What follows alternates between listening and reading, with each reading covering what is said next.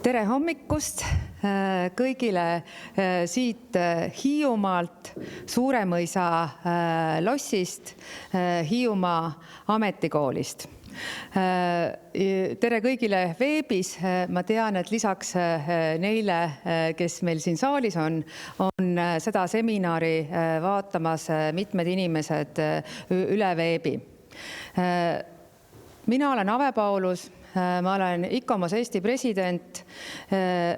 ICOMOS on kultuuripärandi eksperte üle maailma ühendav ekspertorganisatsioon ja ma olen ühtlasi ka selle kliima ja pärandi töörühma juht.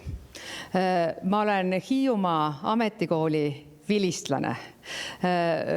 Sellise hämmastava identiteediga paika mul on väga hea meel olla selle ametikooli vilistlane, sellepärast et see aeg, kui ma siin õppisin, andis mulle väga palju.